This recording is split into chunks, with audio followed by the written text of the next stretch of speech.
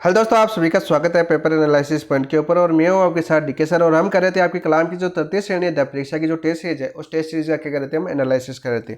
उसी श्रृंखला में आज करने जा रहे हैं हम आपके मेजर टेस्ट एक एनालिसिस, जो आता आपका 14 सितंबर 2025 को। कब हुआ था आपका? 14 सितंबर 2025 को ये टेस्ट हुआ था।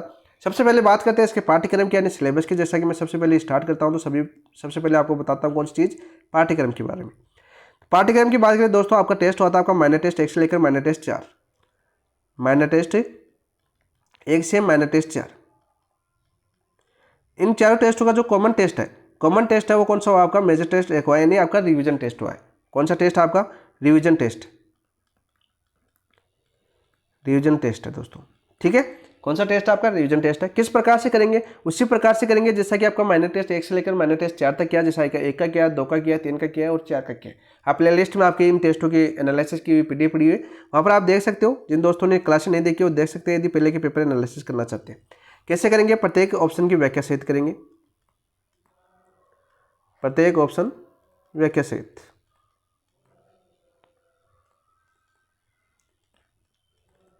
क्यों करेंगे दोस्तों? क्योंकि कलाम की जो टेस्ट सीरीज के जितने भी ऑप्शन आते हैं वो कौन से आते हैं आपके? विगत परीक्षा में पूछे गए क्वेश्चन। विगत परीक्षा में पूछे गए प्रश्न का ही ऑप्शन बनाते हैं। ज़्यादातर क्वेश्चन होते हैं, यानी कि आपके लगभग क्वेश्चन है वो प्रीवियस ईयर के क्वेश्चन है, वही आपको यहाँ पर ऑप्शन देखने को मिलते हैं। यानी कि जितने भी आपके पॉइंट है यहाँ पर वो सारे के सारे पूछे गए। इसके अलावा यहाँ से जो आपके इस ऑप्शन आए हैं, इसे आसपास के जो क्वेश्चन पूछे जा चुके हैं वो भी मैं आपको यहाँ पर करवाने जा रहा हूँ। क्योंकि व्याख्या से, तो व्याख्या का मतलब ये होता है कि आसपास के जितने क्वेश्चन पूछे जा चुके हैं वो सभी आपको यहाँ पर मिलने चाहिए, ठीक है दोस्तों। और उससे हमारा पूरा रिवीजन होना चाहिए, यानी एनालिसिस जो करें उससे हमारा जो टॉपिक है जो हमने पढ़ा उसका रिवीजन भी होना चाहिए। तो उसी प्रकार से हम इसका एनालिसिस करेंगे मेजर टेस्ट ए का, यानी कि जो माइनर टेस्ट 1 से लेकर हमने माइनर टेस्ट 4 तक जो पढ़ा वो सारा का सारा यहाँ पर रिवीजन हो जाएगा। क्योंकि प्रत्येक ऑप्शन की व्याख्या करेंगे तो एक भी ऐसी छोटी से छोटी चीज़ नहीं छोड़ेंगे जो आपके प्रीवियस ईयर के अंदर पूछी जा चुकी है। और इसके अलावा आपका इंपॉर्टेंट इसलिए है क्योंकि वो क्वेश्चन बार बार रिपीट भी होते हैं, ठीक है। रिपीट होते हैं कि होते हैं कि नहीं होते? होते हैं। तो रिपीट होते हैं आपके प्रीवियस ईयर क्वेश्चन, जो आसपास के क्वेश्चन है वो रिपीट होते हैं। इसलिए सारी चीज़ें हमें आपको देखने को मिलेंगे। और इसके साथ साथ जितना भी सिलेबस हमने पढ़ा माइनर टेस्ट 1 से लेकर 4 तक, वो सारा का सारा यहाँ पर रिविजन देखने को मिलेंगे। तो चलिए दोस्तों, यहाँ पर शुरुआत करते हैं। मैं आपके मेजर टेस्ट 1 की। तो शुरुआत करने से पहले आपको, जिन दोस्तों ने अभी तक अपने चैनल को सब्सक्राइब नहीं किया, वो सबसे पहले चैनल को सब्सक्राइब कर लीजिए। वीडियो एनालिसिस यानी पूरा देखने के बाद जिन दोस्तों को क्लास अच्छी लगे वो लाइक भी करना और कमेंट के अंदर जरूर बताना कि आपको क्लास कैसी लगी, ताकि हमें भी मोटिवेशन मिले। दूसरे सवाल होता है आपका सभी दोस्तों का, सर इसकी पीडीएफ कहाँ पर मिलेगी? तो पीडीएफ उसी प्रकार से मिलेगी जैसा कि आपके माइनर टेस्ट 1 से लेकर 4 तक मिली है। कौन सा टेलीग्राम चैनल आपका? एक ही टेलीग्राम चैनल आपका। उस टेलीग्राम चैनल का नाम आपका paper analysis point. Analysis point. तो यहाँ पर सारी की सारी पीडीएफ मिल जाएगी। इसके अलावा जो इंपॉर्टेंट जो पीडीएफ होती है, जो आपके लिए वास्तव में उपयोगी होती है, वो भी मिलेंगे। ऐसा नहीं कि हर कोई पीडीएफ मिल जाएगी, नहीं। जो आपके लिए इंपॉर्टेंट है और एग्जाम में आपके लिए महत्वपूर्ण साबित हो सकती है, वो पीडीएफ यहाँ पर आपको देखने को मिलेगी, ठीक है। तो आप वहाँ पर ज्वाइन कर सकते हो यदि आप वो आपकी इच्छा है। ज्वाइन करना है नहीं करना वो आपकी इच्छा है। तो चलिए दोस्तों, हम शुरुआत करते हैं आपके मेजर टेस्ट 1 की। देखते हैं आपका पहला क्वेश्चन क्या है। आपका बहुत ही इंपॉर्टेंट क्वेश्चन है। निम्नलिखित में से मेवाड़ पर्वतीय प्रदेश स्थित पहाड़ी नहीं है, यानी कि जो पहाड़ी मेवाड़ के पर्वतीय प्रदेश में स्थित नहीं है वो कौन सी है? नहीं है। मेवाड़ पर्वतीय प्रदेश आपको देखने को मिले तो आपको याद होना चाहिए दक्षिणी अरावली। दक्षिणी अरावली यानी मेवाड़ पर्वतीय प्रदेश से कौन सी अरावली का हिस्सा आपका? दक्षिणी अरावली का हिस्सा है। बात करते हैं जिला का पूछे मुख्य रूप से तो उदयपुर। सबसे पहले दे रखी है आपकी सायरा, और इंपॉर्टेंट भी है आपकी सायरा। इंपॉर्टेंट क्यों है दोस्तों? काफी बार आपकी इसकी ऊंचाई पूछी जा चुकी है। देखो, इसकी ऊंचाई की बात करें दोस्तों, इसकी ऊंचाई आपकी 900 मीटर। कितनी आपकी? 900 मीटर। कौन से जिले के अंदर पड़ती है आपकी? उदयपुर के अंदर पड़ती है। वही बात करें आपकी काटड़ा दे रखा है, काटड़ा भी आ सकता है आपके ऑप्शन में, या आपका कोटड़ा भी आ सकता है। ज़्यादातर आपका कोटड़ा आपका एग्जाम में आता है, काटड़ा की स्थापना। तो कोटड़ा की बात करें दोस्तों, ये भी कौन से जिले में आता है आपका? उदयपुर के अंदर आता है। और इसकी ऊंचाई कितनी है आपकी? ऊंचाई की बात करें तो आपकी 450 है। ऊंचाइयों का क्रम पूछा गया, जहाँ पर कोटड़ा काफी बार आपके एग्जाम में देखने को मिला है। इसके अलावा आपका ऋषभ दे रखा है। ऋषभ देव भी कहाँ पर आता है आपका? उदयपुर के अंदर पड़ता है। सबसे पहले बात करें हम, और ऊंचाई की बात करें आपकी ऋषभ देव की तो 400 मीटर है। 400 मीटर। तो ये सारे 3 चोटियां पढ़ी हमने, पहली, तीसरी और दूसरी। ये सारी सारी कौन सी है? अरावली का हिस्सा आपके दक्षिणी अरावली का हिस्सा है। बात करते हैं कौन से जिले के अंदर पड़ती है, तो आपके उदयपुर जिले के अंदर पड़ती है। हमें क्या पूछा है कि मेवाड़ पर्वतीय प्रदेश का में स्थित है, पहाड़ी नहीं है, तो आपकी कौन सी नहीं है? आपकी सिरावास नहीं है। तो ऑप्शन नंबर 4 आपका राइट आंसर हो जाएगा। आप पूछोगे सर सिरावास फिर कहाँ पर है, कौन से अरावली के प्रदेश का भाग है? तो देखो, सबसे पहले बात करते हैं आपकी सिरावास। सिरावास किस जिले के अंदर पड़ती है आपकी? जिला की बात करें तो जिला पड़ता है आपका अलवर। कौन से जिले में पड़ती है आपकी? अलवर जिले के अंदर पड़ती है। दूसरा क्वेश्चन पूछोगे सर सिरावास की ऊंचाई, तो ऊंचाई की बात करें दोस्तों, ऊंचाई काफ़ी बार आपके ऑप्शन में आती है आपकी, जैसे आपका अवरोही और आरोही क्रम पूछा जाता है अरावली संबंधित, तो यहाँ पर सिरावास की काफ़ी बार आती है ऊंचाई, तो 651 मीटर है, 651 मीटर। तीसरा क्वेश्चन आप पूछोगे सर जो आपका अलवर जिला है, जो सिरावास है, वो कौन सी अरावली का हिस्सा है? फिर आपके दक्षिणी अरावली का नहीं है, तो आपका उत्तरी अरावली का हिस्सा है। कौन सी अरावली का? आपका यानी सिरावास चोटी है, कौन सी अरावली में पड़ती है? आपकी उत्तरी अरावली में पड़ती है। यहीं पर आपका चौथा क्वेश्चन बन जाएगा सर उत्तरी अरावली का विस्तार कहाँ से कहाँ तक है? तो उत्तरी अरावली का विस्तार की बात करें दोस्तों, वो आपका जो खेतड़ी है आपका झुंझुनू, खेतड़ी कहाँ पर पड़ता है आपका? झुंझुनू। झुंझुनू से आपका सांबर, सांबर कहाँ पर आपका? जयपुर। तो उत्तरी अरावली का विस्तार पूछे तो कहाँ से कहाँ तक? आपका खेतड़ी झुंझुनू से सांबर जयपुर तक है, ठीक है। दूसरी बात पूछोगे आप सर उत्तरी अरावली की सबसे ऊंची चोटी, ये क्वेश्चन काफी बार आपके एग्जाम पूछा गया,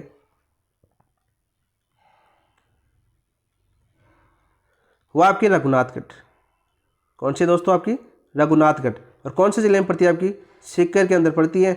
और इसकी ऊंचाई की बात करें दोस्तों 1055 मीटर इसकी ऊंचाई है। बात करते हैं हम दक्षिणी अरावली के बारे में, थोड़ा सा जान लेते हैं। देखो दक्षिणी अरावली के बारे में क्या क्या याद करना है। सबसे पहले इसका विस्तार की बात करें दोस्तों, इस विस्तार कहाँ से कहाँ तक आपका? तो देखो देवगढ़ आपका राजसमंद, ठीक है, देवगढ़ राजसमंद से आपकी कालीजरा की फाड़ी तक। कौन सी फाड़ी तक? आपकी कालीजरा की फाड़ी। सीधा सीधा क्वेश्चन आएगा कि दक्षिणी अरावली का विस्तार कहाँ से कहाँ तक? आपका देवगढ़ राजसमंद से कालीजरा की फाड़ी तक विस्तार है। और यहाँ पर बात करें आपकी दक्षिणी अरावली की बात करें, दक्षिणी अरावली में सबसे विस्तृत भाग आपका अरावली का, सबसे विस्तृत भाग पूछे तो कौन से जिले में? आपका उदयपुर जिले के अंदर। अरावली का सबसे विस्तृत भाग कौन से जिले में आता है? आपका उदयपुर के अंदर। और आपकी बात करें सबसे ऊंचा भाग अरावली का, दक्षिणी अरावली में है सबसे ऊंचा भाग। वही बात करें आपकी, वही बात करें जिला पूछे मुख्य रूप से तो सिरोही। कौन सा जिला जाएगा? आपका सिरोही आ जाएगा। तो हमारा क्वेश्चन क्या था? हमारा क्वेश्चन था कि निम्नलिखित में से मेवाड़ पर्वतीय प्रदेश में स्थित पहाड़ी नहीं है, तो वो सिरावास नहीं है। ऑप्शन नंबर 4 आपका राइट आंसर हो जाएगा। सिरावास आपके उत्तरी अरावली का हिस्सा है, जिला पूछे तो अलवर के अंदर है, ठीक है। नेक्स्ट क्वेश्चन नंबर 2 की बात करते हैं दोस्तों। राजस्थान के दक्षिण पूर्वी पठारी प्रदेश की सबसे छोटी भू आकृति है, सबसे छोटी भू आकृति कौन सी है? यहाँ पूछा हमें। देखो सबसे पहले ऑप्शन की बात करते हैं आपके गंगधर उच्च क्षेत्र है, वो कौन से जिले के अंदर पड़ता है? आपका झालावाड़ जिले के अंदर। कौन से जिले में? झालावाड़ जिले के अंदर पड़ता है। झालावाड़ का पठार आपके झालावाड़ में है, इसके अलावा आपके कोटा में स्थित है। शाहबाद उच्च स्थल है, वो कौन से जिले में पड़ता है दोस्तों? 12 जिले के अंदर, ठीक है। अर्धचंद्राकार पर्वत श्रेणियां कौन से जिले में फैली हुई है? आपकी बूंदी जिले के अंदर फैली हुई है। हमारा क्वेश्चन क्या है? हमारा क्वेश्चन है कि राजस्थान के दक्षिणी पूर्वी पठारी प्रदेश की सबसे छोटी भू आकृति कौन सी है? वो आपका गंगाधर उच्च क्षेत्र। ऑप्शन नंबर 1 आपका राइट आंसर हो जाएगा। बाकी ऑप्शनों की बात करें दोस्तों, जो यहाँ पर देखो अर्धचंद्राकार पर्वत श्रेणियों से एक क्वेश्चन और बनता है, यहाँ की सबसे ऊंची चोटी, सबसे ऊंची चोटी वो कौन सी है? आपकी सतूर। कौन सी आपकी? सतूर चोटी है, जो आपकी अर्धचंद्राकार पहाड़ियों की सबसे ऊंची चोटी है। कितनी मीटर ऊंचाई है इसकी? तो ऊंचाई की बात करें 353 मीटर, 353 मीटर है। वही दूसरा क्वेश्चन आपके शाहबाद उच्च स्थल से पूछा जाता है 12 से। क्या पूछा जाता है? यहाँ की जो पर्वत श्रेणी है वो किस आकार की है? पर्वत श्रेणी की बात करें दोस्तों, तो यहाँ पर जो पर्वत श्रेणी है उसकी आकृति कैसी है? किसके समान? आपके घोड़े के नाल के समान, नाल या हॉर्स शू प्रकार की यहाँ पर चट्टानें पाई जाती है। कहाँ पर? शाहबाद उच्च स्थल 12 के अंदर। इसके अलावा यहाँ पर आपका एक क्वेश्चन बनता है आपका रामगढ़ जो क्रेटर झील है उसके बारे में, जो भी खबर आपकी 12 जिले के अंदर है और आपके जियो हेरिटेज साइट में शामिल है, हेरिटेज साइट में शामिल है। कौन सी? आपकी रामगढ़ झील, जियो हेरिटेज साइट, ठीक है। कौन सी? आपकी रामगढ़ झील शामिल है। इसके अलावा बात करें आपके दक्षिणी पूर्वी पठारी प्रदेश की बात करते हैं दोस्तों। दक्षिणी पूर्वी पठारी प्रदेश की बात करें, इसका क्षेत्रफल पूछ लिया जाता है आपको बार बार एग्जाम के अंदर। तो कितने क्षेत्रफल में फैली हुई है आपकी? तो 6.89% आपका दक्षिणी पूर्वी पठारी प्रदेश है आपके राजस्थान में, ठीक है।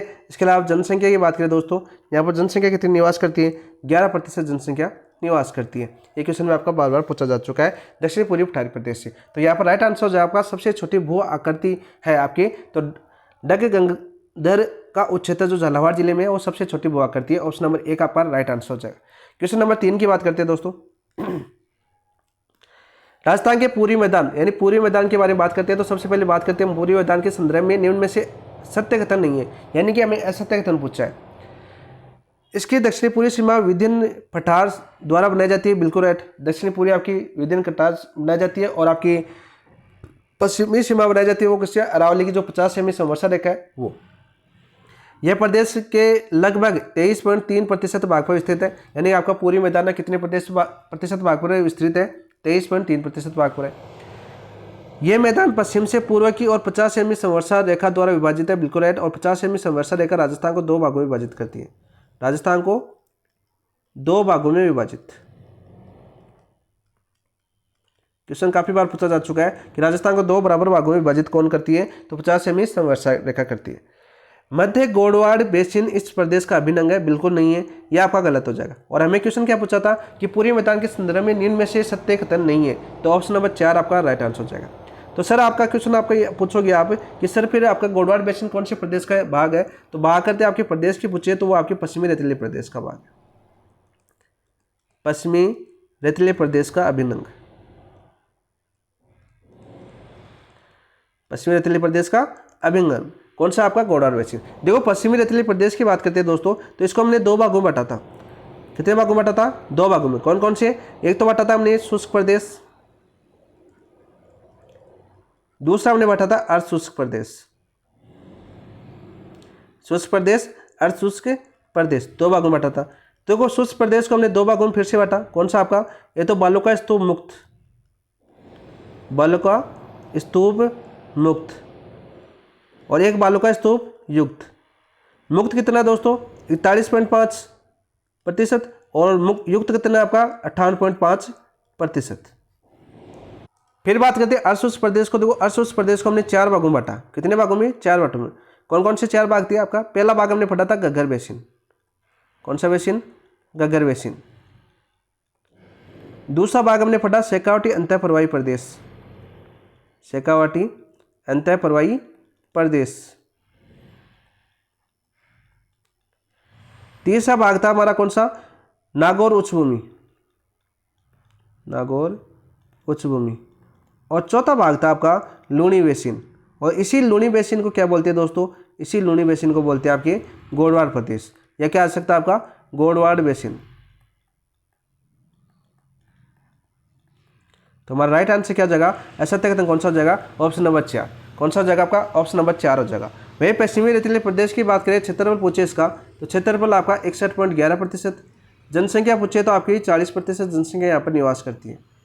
कितनी, 40% जनसंख्या निवास करती है। सीधा सीधा क्वेश्चन आपको देखने को मिलते हैं। तो ऑप्शन नंबर 4 जो आपका असत्य हो जाएगा। पूरा व्याख्या कर ली ऑप्शन नंबर 4 की, क्या कहाँ से पूछा गया आपका। तो देखो अर्धशुष्क प्रदेश का जो चौथा भाग है वो आपका ऑप्शन नंबर 4 में दिया हुआ है। नेक्स्ट क्वेश्चन नंबर 4 की बात करते हैं दोस्तों। निम्नलिखित भू आकृतिक प्रदेश या प्राकृतिक भूदृश्य में से असम्मिलित युग्म है, यानी कि हमें असम्मिलित युग्म की पहचान करनी है।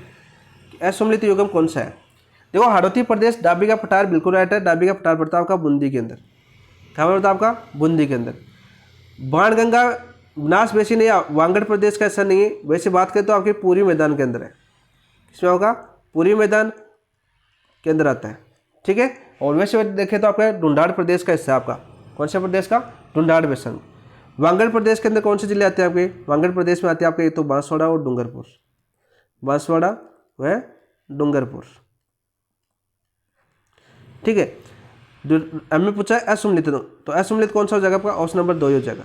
मध्य अरावली की बात करें तो परवेरिया दर्रा है, कहाँ पर आता है मध्य अरावली, और परवेरिया दर्रा आपका अजमेर के अंदर, कौन से जिले में, अजमेर के अंदर। देखो मध्य अरावली की बात करें दोस्तों, यहाँ पर आपके दर्रे की बात करें तो मध्य अरावली के अंदर मैंने 3 दर्रे बताए थे। कितने दर्रे बताए थे मैंने, 3 दर्रे, जो बार बार आपके एग्जाम पूछे जाते हैं। ये तो बताया था मैंने बरदरा, ठीक है। दूसरा कौन सा बताया था मैंने, दूसरा बताया था दोस्तों आपको परवेरिया दर्रा, परवेरिया भी आ सकता है, या आपका फकेरिया भी आ सकता है ऑप्शन के अंदर, ठीक है। ये दर्रा बताया था मैंने। तीसरा दर्रा बताया था मैंने कौन सा, शिवपुरा आ सकता है आपका,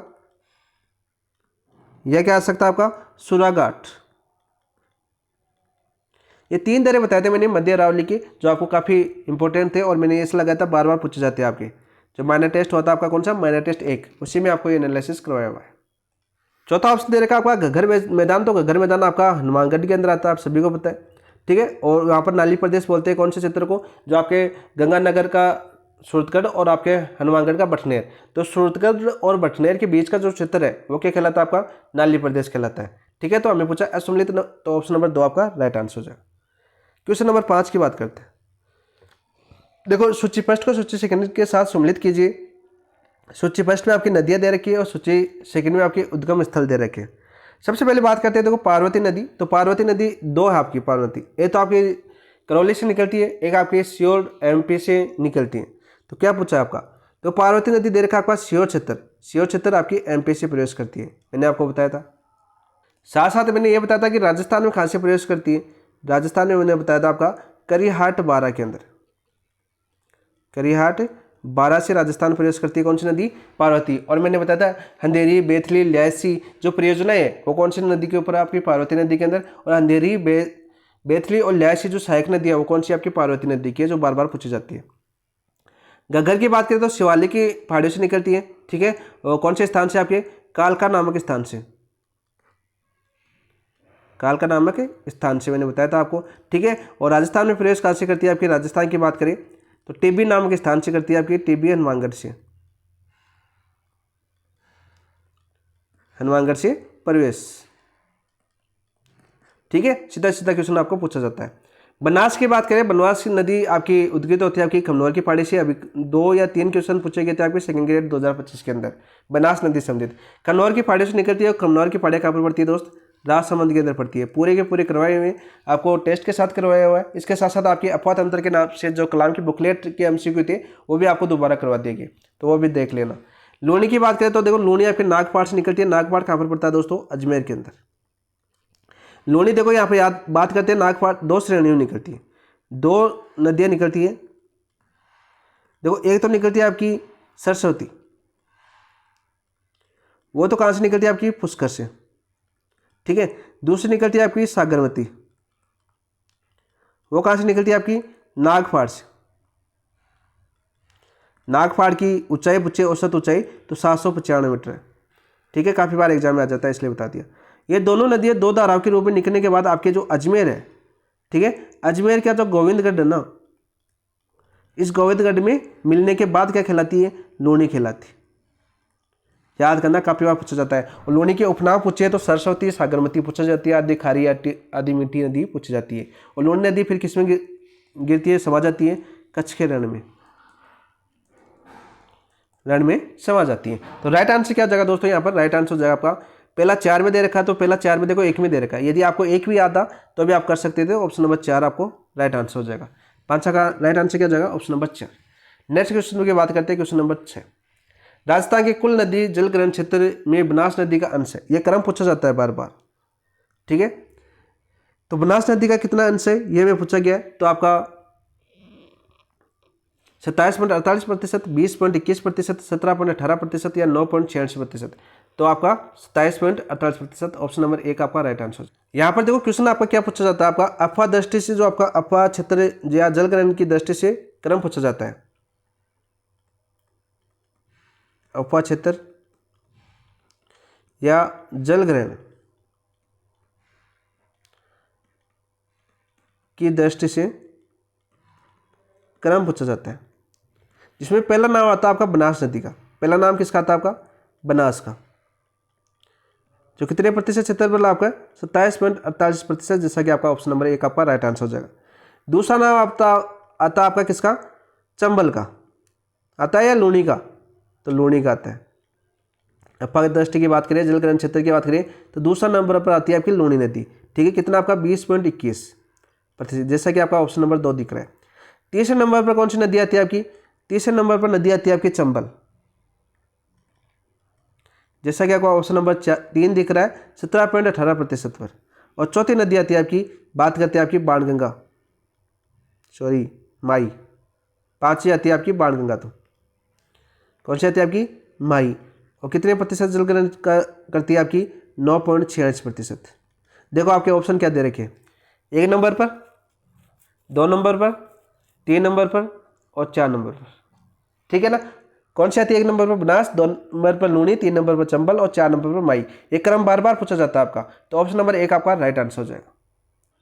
तो ये क्रम भी याद कर लेना, साथ साथ इंपॉर्टेंट है, काफी बार आपके एग्जाम पूछा जा चुका है और चारों ऑप्शनों की व्याख्या भी यहीं पर होगी। नेक्स्ट बात करते हैं क्वेश्चन नंबर 7। कूल, रेतरी तथा अहेली कौन सी नदी की सहायक नदी है? कूल, रेतरी व अहेली नदी की सहायक नदियां हैं? काली सिंध की, पार्वती की, साबरमती की या ब्राह्मणी की? तो राइट आंसर क्या हो जाएगा दोस्तों इसका? ऑप्शन नंबर 2 आपका राइट आंसर हो जाएगा। अभी बताया था मैंने पार्वती की। देखो मैंने क्या बताया आपका, इसके अलावा आपका पूछा जाता है, देखो पार्वती नदी ये बात कर रहा आपका सीहोर क्षेत्र से निकलती है आपकी, एमपी से, अभी आपका क्वेश्चन आया था पीछे, ठीक है। राजस्थान में प्रवेश करती है आपके 12 जिले से, 12 जिले से प्रवेश करती है। फिर किस में मिल जाती है आपकी? चंबल में मिल जाती है, ठीक है। सहायक नदी किसकी हो जाएगी आपकी? चंबल की।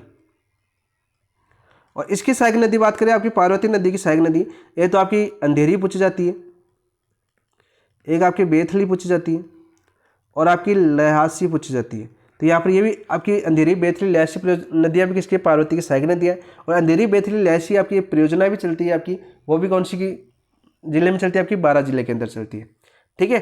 और इसके अलावा आपके अन्य सहायक नदी आप कलाम ने पूछ लिया, देखो कूल, रेतरी, अहेली, ये भी याद कर लेना।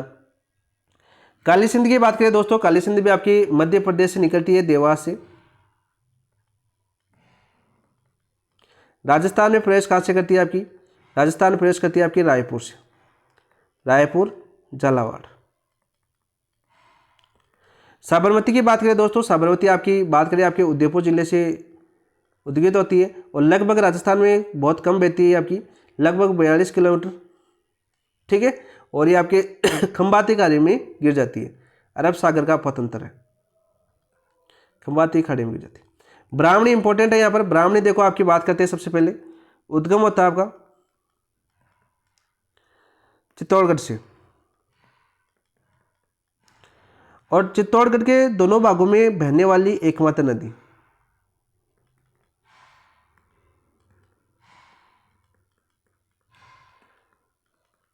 दोनों भागों में बहने वाली एकमात्र नदी। अरे चित्तौड़गढ़ आपका खंडित रूप में है ना, तो दोनों भागों में कौन सी नदी बहती है आपकी? ब्राह्मणी। और राजस्थान की दूसरी जल विद्युत परियोजना किस नदी के ऊपर है आपकी? ब्राह्मणी के अंदर है। वही यदि आपको फाड़ियां पूछ ले कौन सी फाड़ियों से निकलती है चित्तौड़गढ़ की, तो हरिपुरा की फाड़ियां,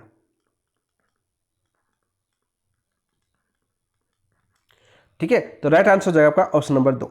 नेक्स्ट क्वेश्चन नंबर 8 की बात करते हैं दोस्तों। निम्नलिखित नदी समापन स्थल पर विचार कीजिए। चलो करते हैं। देखो अभी मैंने बताया था आपको, साबरमती मैंने अभी बताया उदयपुर से निकलती है आपकी और खंबाती खाड़ी में समा जाती है, बिल्कुल सत्य। पश्चिम बनास आपके बात करते हैं आपके नव सनवारा सिरोही से निकलती है, नव सनवारा सिरोही और कच्छ के रण में समा जाती है, बिल्कुल राइट। माही नदी की बात करें तो माही नदी का उद्गम कहाँ से होता है दोस्तों? उद्गम होता है आपका मेहंद झील, एमपी से। राजस्थान में प्रवेश कहाँ से करती है आपकी? खादू गांव, बांसवाड़ा से। कहाँ से करती है? खादू गांव, बांसवाड़ा से प्रवेश करती है। फिर आपके बांसवाड़ा, प्रतापगढ़ और बांसवाड़ा सीमा बनाते हुए आपके डूंगरपुर में बहते हुए आपकी कहाँ पर चल जाती है? खंबाती खाड़ी में गिर जाती है। तो ये भी आपका सही है। उपरोक्त में से सही सम्मिलित की बात करें तो तीनों सही है, तो ऑप्शन नंबर 3 आपका राइट आंसर हो जाएगा, ठीक है। ऑप्शन नंबर 3 आपका राइट आंसर हो जाएगा। नेक्स्ट बात करते हैं क्वेश्चन नंबर 9। सारे के सारे करवाए हुए हैं वैसे मेरे। निम्नलिखित कथनों पर विचार कीजिए। चलो विचार करते हैं। यह झील पिछला झील के उत्तर पश्चिम में स्थित है। पिछला झील कहाँ पर है आपका? उदयपुर के अंदर है। कहाँ पर है? उदयपुर के अंदर। दूसरा ऑप्शन दे रखा है, इस झील के मध्य नेहरू उद्यान स्थित है, बिल्कुल। तो उपयुक्त विशेषता किस झील की है? उदय सागर की, स्वरूप सागर की, दूधलाई की या आपके फतेह सागर की? तो ऑप्शन नंबर 3 आपका राइट आंसर हो जाएगा, फतेह सागर, ठीक है। और पिछोला झील और फतेह सागर झील को कौन सी झील जोड़ती है? स्वरूप सागर जोड़ती है। कौन सी झील? स्वरूप सागर इन दोनों झीलों को जोड़ती है, पिछोला झील और फतेह सागर झील। उदय सागर झील बात करें आपके उदय सिंह ने बनाया था। यहाँ पर कौन सी नदी गिरती है आपकी? उदयपुर के अंदर है, वो तो आप सभी को पता है। उदय सागर नदी कौन सी गिरती है आपकी? आयड़िया बेड़च, देखने को मिल सकती है। तो सीधा क्वेश्चन आ जाएगा आपका ऑप्शन नंबर 3 आपका राइट आंसर हो जाएगा। पिछोला झील के उत्तर पश्चिम में स्थित है और यहाँ पर नेहरू उद्यान है कौन सी में, फतेह सागर झील के अंदर। और आपकी पिछोला झील और फतेह सागर झील को कौन सी झील जोड़ती है, आपकी स्वरूप सागर। ये क्वेश्चन काफी बार पूछा जा चुका है। ऑप्शन नंबर 3 आपका राइट। नेक्स्ट क्वेश्चन नंबर 10 की बात करते हैं दोस्तों। किसी तालाब या नाड़ी के अतिरिक्त जल संचय हेतु निकटवर्ती छोटा गर्तनुमा बाग कहलाता है। निकटवर्ती छोटा गर्तनुमा बाग क्या कहलाता है, नेहड़ा, नेहटा, आगोर, टोबा या जोहड़। तो 10 का राइट आंसर क्या हो जाएगा आपका, नेहटा। ऑप्शन नंबर 1 आपका राइट आंसर हो जाएगा। ठीक है, सबसे ज़्यादा आपके गोंडवाना प्रदेश में पाया जाता है। आपका जो लूनी बेसिन है वहाँ पर आपके नेठा या नेहड़ भी बोलते हैं आपके। ऑप्शन नंबर 1 आपका राइट आंसर हो जाएगा। क्वेश्चन नंबर 11 की बात करते हैं दोस्तों। निम्नलिखित में से सत्य कथन नहीं है। देखो कैसा क्वेश्चन पूछा हमें, सत्य कथन नहीं है यानी कि असत्य की बात कर रहा है। जवाहर सागर बांध बोरवास गांव के निकट कोटा स्थित है। तो जवाहर सागर बांध है बोरवास गांव के निकट कोटा स्थित है, बिल्कुल राइट। कोटा बैराज चंबल नदी का सबसे लंबा बांध है, नहीं। राणा प्रताप सागर चंबल परियोजना का द्वितीय चरण निर्मित है, बिल्कुल। गोसुंडाबाद चित्तौड़गढ़ जिले में बेड़च नदी के ऊपर स्थित है, बिल्कुल सत्य। ये क्वेश्चन काफी बार आपका पूछा जा चुका है। तो फिर सब चंबल नदी पर स्थित सबसे लंबा बांध कौन सा है। तो चंबल नदी की बात करें तो जो आपकी भराव क्षमता से सबसे बड़ा बांध है वो कौन सा आपका, राणा प्रताप सागर बांध। कौन सा आपका, राणा प्रताप सागर बांध, सागर बांध। ठीक है। कोटा बैराज कौन से जिले में पड़ता है आपका, कोटा के अंदर पड़ता है। राणा प्रताप सागर बांध कौन से जिले में पड़ता है आपका, रावतबाठा में है आपका, चित्तौड़गढ़, रावतबाठा चित्तौड़गढ़, जो आपकी भराव क्षमता की दृष्टि से सबसे बड़ा बांध है। ठीक है दोस्तों। और कोटा बैराज है केवल किसके लिए काम लिया जाता है आपका, केवल बात करें आपके केवल सिंचाई हेतु, सिंचाई हेतु आपके कोटा बैराज का जो जल है उसको काम में लिया जाता है। ठीक है दोस्तों। एकमात्र नदी आपकी चंबल नदी जिसपे आपके 4 बांध है। ठीक है। कौन सा आपका, गांधी सागर बांध जो मंदसौर मध्य प्रदेश में है। राणा प्रताप आपका चित्तौड़गढ़ के अंदर है। जवाहर सागर बांध कोटा के अंदर है। और कोटा बैराज भी खबर आपके कोटा के अंदर है। तो राइट आंसर हो जाएगा इसका, सत्य नहीं है। ऑप्शन नंबर 2 आपका राइट आंसर। नेक्स्ट बात करते हैं क्वेश्चन नंबर 12। निम्नलिखित बावड़ी अस्तित्व में असम्मिलित युगम है। असम्मिलित युगम कौन सा है, भाड़ा रेंज बावड़ी दौसा में है। भाड़ा रेंज बावड़ी दौसा के अंदर है, बिल्कुल सत्य है। त्रिमुखी बावड़ी उदयपुर के अंदर है, बिल्कुल सत्य है। तपसी बावड़ी आपके 12 के अंदर है, बिल्कुल सत्य है। लेकिन पन्ना मीणा की बावड़ी बूंदी के अंदर नहीं है। ऑप्शन नंबर 4 आपका असम्मिलित हो जाएगा। तो फिर पन्ना मीणा की बावड़ी कहाँ पर स्थित है, आपके जयपुर जिले के अंदर। कौन जिले के अंदर, आपकी जयपुर के अंदर। ठीक है। तो ऑप्शन नंबर 4 आपका राइट आंसर हो जाएगा। नेक्स्ट बात करते हैं दोस्तों क्वेश्चन नंबर 13 की। राजस्थान में चलने वाली पश्चिमोत्तर हवाओं की अवधि है, सबसे उपयुक्त विकल्प को चुनिए। तो सबसे उपयुक्त विकल्प को चुना था हमें, कौन सी हवा की, आपकी पश्चिमोत्तर हवाओं की अवधि आपकी मध्य जून से सितंबर तक, अक्टूबर से दिसंबर तक, मार्च से जून तक। तो राइट आंसर क्या हो जाएगा 13 का, राइट आंसर हो जाएगा ऑप्शन नंबर 3 मार्च से जून के तक। ठीक है। पश्चिमोत्तर हवा की सबसे उपयुक्त अवधि की बात करें तो मार्च से मध्य जून तक। फिर आपकी मध्य जून से सितंबर तक कौन सी जाती है, आपकी वर्षा ऋतु यानी मानसून काल आ जाता है आपका। नेक्स्ट बात करते हैं दोस्तों क्वेश्चन नंबर 14 की। निम्नलिखित में से किस जिला युगम में से 30 सेमी संवर्षा रेखा नहीं गुजरती है, सबसे उपयुक्त विकल्प की बात करनी है। तो 30 सेमी संवर्षा रेखा के लिए मैंने आपको बताया था, ये अपना राजस्थान है।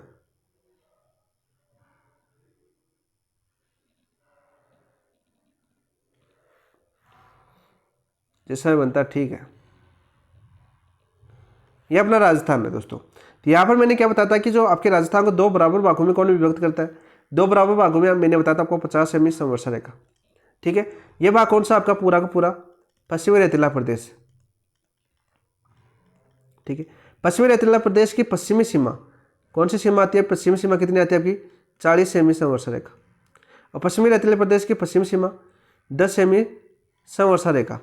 और इसको जो बराबर भागों में विभाजित करती है, आपकी पश्चिमी रेतीला प्रदेश को 2 भागों में विभाजित करती है, कौन सी संवर्षा रेखा आपका 25 सेमी संवर्षा रेखा। ठीक है दोस्तों। हमें पूछा है कि 30 सेमी संवर्षा रेखा के अंदर, 30 सेमी संवर्षा के अंदर कौन सा जिले आ जाएंगे आपके, ये वाले जिले। 40 सेमी के ऊपर वाले जिले आएंगे ना, ये वाले जिले। अब देखो कौन सा इसमें नहीं आता आपका, बाड़मेर जोधपुर। तो ये बाड़मेर भी है, यहाँ पर जोधपुर भी है। ठीक है। बीकानेर हनुमानगढ़, सीकर झुंझुनू। तो यहाँ पर देखो सीकर यहाँ पर है आपका, झुंझुनू यहाँ पर है। चूरू नागौर, तो चूरू भी यहाँ पर आपका। ठीक है। ये जिला भी आ जाता है आपका। तो कौन सा नहीं आएगा आपका 14 के अंदर? तो ऑप्शन नंबर 2 नहीं आएगा। ये किस में आएगा आपके 40 सेमी संवर्ष रेखा में। तो कौन से जिले पूछे हमें? 30 सेमी के लिए संवर्ष रेखा के लिए नहीं गुजरती है, तो आपके सिक्कर झुंझुनू से नहीं गुजरती है। देखो सिक्कर झुंझुनू दोनों यहाँ पर पड़ जाते हैं। और यहाँ से कौन सी गुजर रही है? आपकी 40 सेमी संवर्ष रेखा जो गुजर रही है। तो ऑप्शन नंबर 2 आपका राइट आंसर हो जाएगा। क्वेश्चन नंबर 15 की देखते हैं, क्या पूछा गया? निम्नलिखित में से कौन सा जिला कोपेन के AW जलवायु प्रदेश का सम्मिलित नहीं है? तो मैंने कोपेन के चारों भाग बताए थे। कोपेन ने कितने भागों बांटा? आपकी राजस्थान को 4 भागों बांटा गया।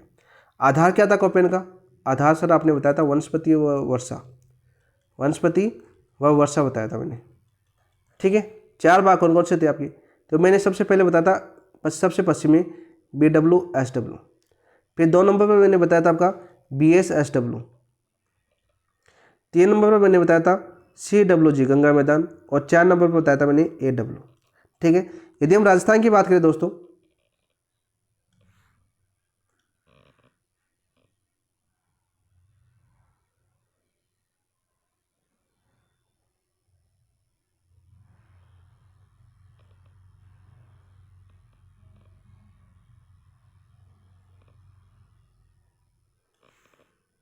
तो मैंने बताया था सबसे पश्चिम में कौन सा है? तो सबसे पश्चिम में मैंने बताया BWSW। ठीक है दोस्तों, कौन सा है? BWSW। फिर मैंने बताया ये आपका BSSW, स्टेपी जलवायु पाई जाती है यहाँ पर। कौन सी? स्टेपी जलवायु।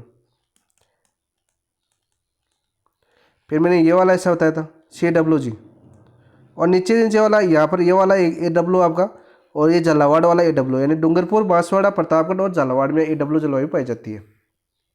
तो यहाँ पर कौन सा आपका? देखो डूंगरपुर, बांसवाड़ा और झालावाड़, 3 जिले हो गए आपके, झालावाड़, डूंगरपुर और बांसवाड़ा। तो यहाँ पर कौन सी पाई जाती है आपकी? ये देखो AW प्रकार की जलवायु पाई जाती है। कौन सी में नहीं पाई जाती है? आपकी कोटा के अंदर। ऑप्शन नंबर 4 आपका राइट आंसर हो जाएगा। कौन सी पाई जाती है यहाँ पर? CWG। तो हमें क्या पूछा है कि निम्नलिखित में से कौन सा जिला कोपेन के AW जलवायु प्रदेश में सम्मिलित नहीं है? तो ऑप्शन नंबर 4 आपका राइट आंसर हो जाएगा। नेक्स्ट बात करते हैं क्वेश्चन नंबर 16 की। राजस्थान में national research centre for arid horticulture की स्थापना कहाँ की गई है? झालावाड़, बीकानेर, बारां या कोटा? तो 16 का राइट आंसर क्या हो जाएगा दोस्तों? ये की गई आपके बीकानेर जिले के अंदर। कौन सी? National research centre for arid horticulture, कौन से जिले में स्थापना की गई है इसकी? बीकानेर जिले के अंदर स्थापना की गई है। सीधा क्वेश्चन पूछा जा सकता है। ऑप्शन नंबर 2 आपका राइट आंसर। 17 की बात करते हैं। देखो राजस्थान कृषि सांख्यिकी 2023-24 के आधार पर इनमें से राज्य में अग्रणी सरसों उत्पादक जिले हैं। तो अग्रणी सरसों उत्पादक जिले कौन कौन से हैं? ये मैं क्वेश्चन पूछा है आपका 17 नंबर का। तो देखो टोंक, अलवर और श्रीगंगानगर। ऑप्शन नंबर 1 आपका राइट आंसर हो जाएगा। क्या हो जाएगा? ऑप्शन नंबर 1 आपका राइट आंसर हो जाएगा। वही आपको ये पूछे कि सरसों अनुसंधान केंद्र कहाँ पर स्थित है आपका? सरसों अनुसंधान केंद्र काफी बार क्वेश्चन पूछा जाता है। वो कौन से जिले में स्थित है आपकी? सेवर भरतपुर के अंदर, सेवर भरतपुर के अंदर। याद कर लेना दोस्तों, सीधा किस तरह क्वेश्चन आपको मिलने का पड़ेगा। और यहाँ पर राजस्थान कृषि सांख्यिकी 2023-24 की बात करें तो आपके अग्रणी जिले की बात करें जो आपकी सरसों उत्पादन में, तो टोंक, अलवर और श्रीगंगानगर हो जाएंगे। ऑप्शन नंबर 1 आपका राइट आंसर। 18 की बात करते हैं दोस्तों। निम्नलिखित में से किस कृषि जलवायु प्रदेश में ब्यावर, अजमेर, जयपुर तथा दौसा आते हैं? सबसे पहले बात करते हैं हम आपकी कृषि जलवायु प्रदेश की।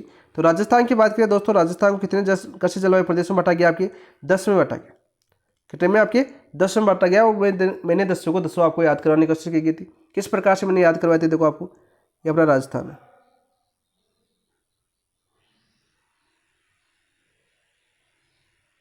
छोटा सा बना रहा हूं मैं राजस्थान अपना। ठीक है, राजस्थान की बात करें दोस्तों 10 कृषि जलवायु प्रदेश में, यहाँ पर सबसे बड़ा देखा था हमने फर्स्ट C। ठीक है, यहाँ पर था आपका फर्स्ट A, और आपके जो नहरी प्रदेश थे वो आते थे आपके फर्स्ट B के अंदर। ठीक है, याद होना चाहिए आपको। पहले मैंने बताया था शेखावटी याद करना दोस्तों, शेखावटी याद करना। शेखावटी आते हैं आपके सेकंड A के अंदर। ठीक है, और मैंने बोला था कि जालौर को आप कभी नहीं भूल सकते सेकंड B के अंदर। इस प्रकार से करो इसको। फिर मैंने बोला था कि आपको राजधानी याद करना है जयपुर, तो जयपुर आती है आपकी किसमें? थर्ड A के अंदर। और मैंने बताया था आपकी जो आपकी बाढ़ प्रभावित जिले आपके कौन से हैं? जैसे आपके अलवर हो गया, भरतपुर हो गया, ठीक है, करौली, सवाई माधोपुर, ये इधर वाले आपके ABCD वो किस में आते हैं आपके 3rd B के अंदर, ठीक है। और मैंने मेवाड़ से याद करवाया था, मेवाड़ आता है वो किस में आता है आपका 4th A में, और वागड़ क्षेत्र आता है आपका 4th B के अंदर, और झालावाड़ वाला जिला है ना आपका, वो किस में आता है आपका 5th के अंदर आता है। इस प्रकार से मैंने 10 कृषि जलवायु प्रदेश को आपको याद करवाया था, वहाँ पर माइनर टेस्ट हुआ था उस टाइम, ठीक है। और आपकी ऐसी क्लास हुई थी, उसमें भी मैंने आपको याद करवाने की कोशिश की थी। बात करते हैं, हमें पूछा है कि कौन सा आपका जो ब्यावर, अजमेर, जयपुर, दौसा, तो ये रहा आपका राजधानी, कौन सी में आ रहा आपका 3rd A के अंदर, तो आपका 3rd A।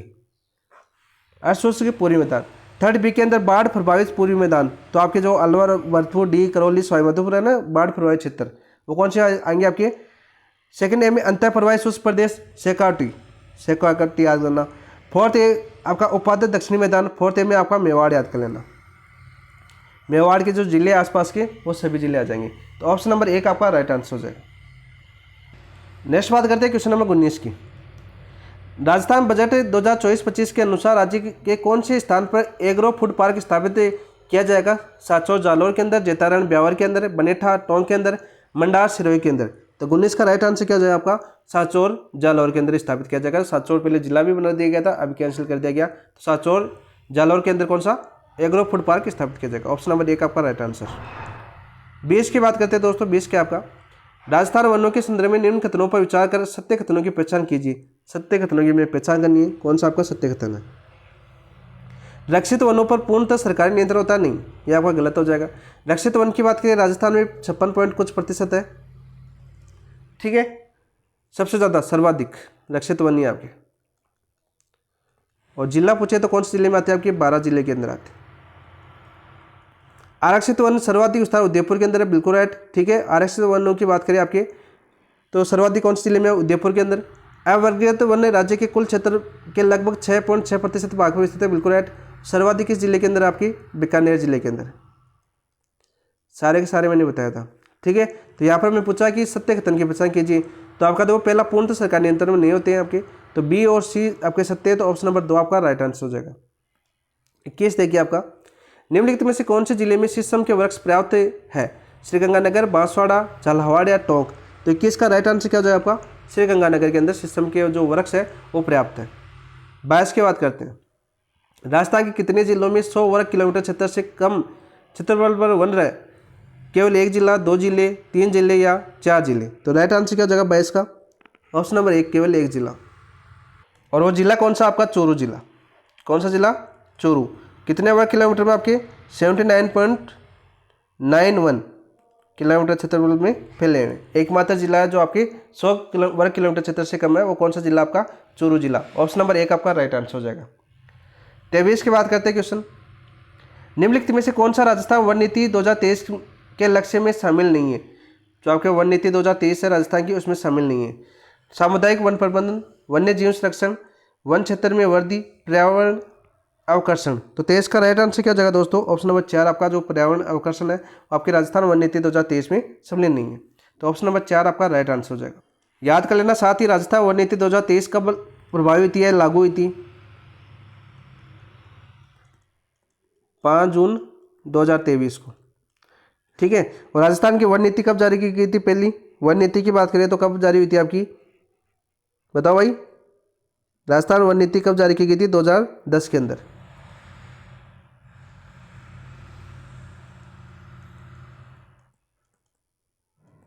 राजस्थान राज्य वन नीति 2010 में जारी हुई थी, ठीक है। काफी बार क्वेश्चन पूछा जा चुका है। और आपकी राजस्थान वन नीति 2023 5 जून 2023 को ये क्वेश्चन आपका आ भी चुका है, तो ऑप्शन नंबर 4 आपका राइट आंसर। नेक्स्ट बात करते हैं दोस्तों क्वेश्चन नंबर 24। एम सैंड नीति 2024 के तहत वर्ष 2028-29 तक कितनी मात्रा में एम सैंड उत्पादन का लक्ष्य रखा गया है? 10 मिलियन टन प्रतिवर्ष, 20 मिलियन टन प्रतिवर्ष, 30 मिलियन टन प्रतिवर्ष, 40 मिलियन टन प्रतिवर्ष? तो 24 का राइट आंसर क्या हो जाएगा आपका? ऑप्शन नंबर 3 आपका राइट आंसर हो जाएगा, 30 मिलियन टन प्रतिवर्ष। नेक्स्ट बात करते हैं question number 25। Arjun sir, Hanseran, Bikaner तथा सीतापुरा, लखासर, जयपुर किस खनन क्षेत्र के रूप में प्रसिद्ध है? पोटास, पायराइट, रॉक फास्फेट या टंगस्टन? तो 25 का राइट आंसर क्या जाए आपका? पोटास के लिए जान जाते हैं। अभी पोटास जो खाने हैं वो नीलामी तो हुई थी, आपकी करंट से संबंधित क्वेश्चन पूछा गया था, तो याद कर लेना। ऑप्शन नंबर 1 आपका राइट आंसर। निम्नलिखित में से राजस्थान के 100% उत्पादित होने वाला खनिज कौन सा है? जो 100% राजस्थान में उत्पादित होता है वो खनिज कौन सा है? सेलेनाइट, वुल्फ्रेमाइट, फेल्सपार्स या ब्रक। तो 26 का राइट आंसर क्या हो जाए आपका? सेलेनाइट। ऑप्शन नंबर 1 आपका राइट आंसर है, जो आपके 100% उत्पादित होने वाला खनिज है, यानी 100% राजस्थान में उत्पादित होता है। चौथा ऑप्शन देखो, चौथा ऑप्शन बार बार पूछा जाता है। अब्रक का 22% है, और अब्रक राजस्थान में बात करें तो भीलवाड़ा याद करना, जिसको अब्रक सिटी भी बोलते हैं। आपकी भीलवाड़ा जिला है आपका, जिसको क्या बोलते हैं? आपके अब्रक और माइका सिटी बोलते हैं, अब्रक या माइका सिटी। कितना प्रतिशत योगदान है? 22%। राइट आंसर हो जाएगा आपका ऑप्शन नंबर 1। फेल्सपार के बारे में पूछा जाता है आपका, अजमेर वाली जो खान है उसके बारे में पूछा जाता है, जो अजमेर के अंदर है, कौन सी आपकी? मकरेरा अजमेर, जो काफ़ी बार आपके एग्जाम में पूछी जा चुकी है। ठीक है, बहुत बार आपके एग्जाम में आ चुकी है आपकी खान, कौन सी?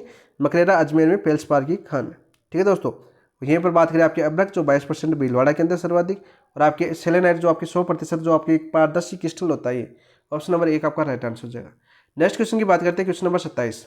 राजस्थान में निम्न में से कौन सा एस के खनन क्षेत्र नहीं है? एस खनन क्षेत्र नहीं है। लोहारपुरा, मनोहरपुरा, कालीपाड़ी, ताउंदा, पादरल्ला, नानाक्राब, धूरुंडेर या नाथरा की पाल। तो 27 का राइट आंसर क्या हो जाएगा दोस्तों? राइट आंसर हो जाएगा आपका ऑप्शन नंबर 3, पादरला, नानाक्राब, जो आपकी लो एस खान क्षेत्र नहीं है। सर्वाधिक लो एस की बात करें तो आपको जयपुर याद कर लेना दोस्तों। कौन से जिले में पाया जाता है? आपका जयपुर के अंदर। 28 की बात करते हैं दोस्तों। 28 क्या आपका? राजस्थान में पीली भूरी रेतीली मृदा का विस्तार किस क्षेत्र में सबसे उपयुक्त विकल्प की बात करते हैं? तो क्वेश्चन काफी बार पूछा गया है और मैंने हर आपको याद करवाया, एक एक प्रकार याद करवाया है।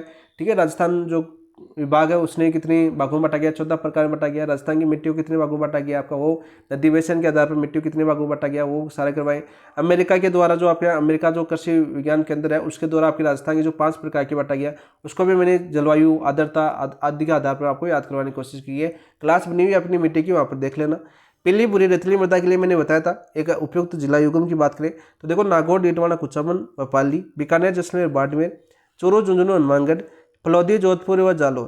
तो राइट आंसर क्या हो जाएगा 28 का? 28 का राइट आंसर हो जाएगा आपका ऑप्शन नंबर 1, नागौर, डीडवाना, कुचामन व पाली में पीली भूरी मृदा पाई जाती है। ऑप्शन नंबर 1 आपका राइट आंसर हो जाएगा। नेक्स्ट बात करते हैं दोस्तों, क्वेश्चन नंबर 29। निम्नलिखित कथनों पर विचार कीजिए। यह मृदा मुख्यतः मध्य व दक्षिणी उदयपुर व डूंगरपुर जिले में पाई। तो उदयपुर और डूंगरपुर जिला आ जाए ना, तो आप याद करना कि माही बेसिन है। कौन सी नदी है आपकी? माही बेसिन। और माही बेसिन में लाल लोमी मृदा पाई जाती है। कौन सी? लाल लोमी। काफ़ी बार आपके एग्जाम में पूछी जा चुकी है। देखो यहाँ पर मक्का, सर्वाधिक मक्का होता है आपका माही बेसिन में, बांसवाड़ा के अंदर। किसमें भी पूछ जाती है? माही धवल, माही कंचन, चावल, माही सुगंधा, ठीक है, गन्ना आदि उत्पादित होते हैं। उपरोक्त में से किस मृदा प्रकार है? तो लाल लोमी मृदा का प्रकार है। तो राइट आंसर क्या हो जाएगा 29 का? ऑप्शन नंबर 2 आपका राइट आंसर हो जाएगा। 30 की बात करते हैं, क्वेश्चन नंबर 30। निम्नलिखित में से कौन सा जिला युगम नॉन कैल्शियम ब्राउन मृदा के विस्तार से संबंधित नहीं है? तो नॉन कैल्शियम ब्राउन मृदा के विस्तार से संबंधित नहीं है। सीकर, झुंझुनू, जयपुर, अलवर, ब्यावर, अजमेर या जैसलमेर, बीकानेर। तो राइट आंसर क्या हो जाएगा 30 का? ऑप्शन नंबर 4 आपका राइट आंसर हो जाएगा। जैसलमेर, बीकानेर है, ये नॉन कैल्शियम ब्राउन मृदा के विस्तार क्षेत्र से संबंधित नहीं है। कौन सा क्षेत्र? Option number 4, Jaisalmer, Bikaner. ठीक है, कौन सी मृदा पाई जाती है यहाँ पर? एरिडोसोल्स। ये अमेरिकन वैज्ञानिकों जो कृषि विज्ञान है उसके द्वारा बांटी गई थी आपकी 5 प्रकार, एरिडोसोल्स, इनसेप्टिसोल्स। ठीक है, ये सभी प्रकार के। ऑप्शन नंबर 4 आपका राइट आंसर हो जाएगा। 31 की बात करते हैं दोस्तों। राजस्थान मृदा संसाधन के संदर्भ में इनमें से सत्य कथन है। मृदा संसाधन की बात करें हम, उसमें सत्य कथन देखो, एरिडोसोल काली व चरनोजम प्रकार की मृदा है। तो 31 की बात करें आपका, तो पहला आपका बिल्कुल गलत हो जाएगा, बिल्कुल सत्य नहीं है। एंटीसोल मृदा राज्य में सर्वाधिक क्षेत्रफल है, नहीं, एरिडोसोल है सर्वाधिक क्षेत्रफल। कौन सी आपकी? एरिडोसोल सर्वाधिक क्षेत्रफल पर। तो ये भी आपका गलत हो जाएगा, दूसरा भी आपका गलत हो जाएगा 31 के अंदर। राज्य के उपादर मैंने बताया था कि जयपुर जिला याद कर लिया दोस्तों। जयपुर में कैसी जलवायु पाई जाती है? उदयपुर। यहाँ पर कौन सी मृदा पाई जाती है? एल्पिसोल्स मृदा का विस्तार है। तो ऑप्शन नंबर 3 आपका राइट आंसर हो जाएगा। इनसेप्टिसोल्स है, इनसेप्टिसोल पे आपकी मारवाड़ जो आपकी पश्चिमी रेतीले प्रदेश में पाई जाती है। तो ये भी गलत हो जाएगा। हमें पूछा कि सत्य कथन कौन सा है, तो ऑप्शन नंबर 3 आपका राइट आंसर हो जाएगा। नेक्स्ट क्वेश्चन की बात करते हैं दोस्तों, क्वेश्चन नंबर 32। निम्नलिखित में से कौन सा स्थान कुर्जा पक्षियों के प्रवास के कारण पर्यटकों का आकर्षण केंद्र बना हुआ है? सांबर, खिचन, गुड़ा बिश्नोई या चांदन। तो 32 का राइट आंसर क्या हो जाएगा दोस्तों, खिचन गाँव। अभी आपके खिचन की गाँव बात करें, खिचन कौन से गाँव में आपको जिले में पड़ता है, आपका फलौदी के अंदर। और जून 2025 में बात करें आपकी जो जियो हेरिटेज साइट में सम्मिलित कर लिया गया आपका ऑप्शन नंबर 2 खिचन गाँव है और मेनार गाँव, दोनों को आपका सम्मिलित किया गया यूनेस्को की विश्व धरोहर सूची में। नेक्स्ट क्वेश्चन की बात करते हैं, क्वेश्चन नंबर 33 की। निम्नलिखित कंजर्वेशन रिजर्व अवस्थिति में असम्मिलित युग्म कौन सा है। देखो आसोप कहाँ पर पड़ता है, आपका भीलवाड़ा के अंदर, बिल्कुल राइट। अमरख महादेव कहाँ पर पड़ता है, आपका अजमेर में। हमीरगढ़ आपका बारा के अंदर नहीं पड़ता, लोटो आपका नागौर में। तो ऑप्शन नंबर 3 आपका राइट आंसर हो जाएगा। तो अमीरगढ़ कौन से जिले में पड़ता है, आपका भीलवाड़ा के अंदर। कौन जिले में, भीलवाड़ा के अंदर। टोटल पूछे आपके कुल कितने आपके कंजर्वेशन रिजर्व, कुल कितने आपके 37 है, कितने आपके 37 है। और नवीनतम कौन सा आपका, नवीनतम की बात करें वो कौन सा आपका अशोक, जो अभी देखा हमने अशोक भीलवाड़ा वाला, 1 नंबर ऑप्शन 3700 है आपका। ठीक है, तो ऑप्शन नंबर 3 आपका राइट आंसर हो जाएगा। 34 देखते हैं दोस्तों, आपका अरावली व विंध्याचल पर्वतमालाओं के संगम पर स्थल पर स्थित वन्य जीव संरक्षण स्थल है कौन सा आपका। बंद बाराठा अभ्यारण्य कहाँ पर पड़ता है, आपका भरतपुर के अंदर। मुकुंदरा हिल्स कोटा। शेरगढ़ अभ्यारण्य आपका 12 और बस्सी चित्तौड़गढ़। तो बात करते हैं आपके अरावली व विंध्याचल पर्वतमालाओं के संगम पर स्थल पर स्थित वन्य जीव संरक्षण है।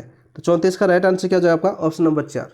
ठीक है, जो आपके बस्सी अभ्यारण्य आपका चित्तौड़गढ़ के अंदर जो आपके संगम स्थल पर स्थित है। तो ऑप्शन नंबर 4 आपका राइट आंसर। 35 देखिए, निम्नलिखित वन्य जीव संरक्षण स्थल मुख्य जीव में से असम्मिलित है। रणथंभौर राष्ट्रीय उद्यान सवाई माधोपुर के अंदर है कौन सा, भारतीय बाघ 35 के अंदर। तो बिल्कुल। केवलादेव राष्ट्रीय उद्यान सफेद सारस, बिल्कुल राइट। केवलादेव कहाँ पर आपका, पक्षियों की शरण स्थली बोलते हैं इसको, पक्षियों की शरण स्थली भरतपुर के अंदर है। कौन जिले में, भरतपुर में। नाहरगढ़ अभ्यारण्य कहाँ पर आपका, नाहरगढ़ अभ्यारण्य आपका जयपुर और लंगोर व शेर के लिए प्रसिद्ध है, बिल्कुल राइट। बंद बाराठा अभ्यारण्य भरतपुर के अंदर बताया मैंने। और यहाँ पर चौसिंगा नहीं है, चौसिंगा आपका बस्सी चित्तौड़गढ़ के अंदर है आपका चौसिंगा। तो ऑप्शन नंबर 4 आपका राइट आंसर हो जाएगा। ठीक है, ऑप्शन नंबर 4 आपका राइट आंसर। चौसिंगा की बात करें तो कौन से अभ्यारण्य पाए जाते हैं आपके, तो सीता माता अभ्यारण्य। कौन सा आपका, सीता माता अभ्यारण्य याद कर लेना, वन्य जीव अभ्यारण्य आपका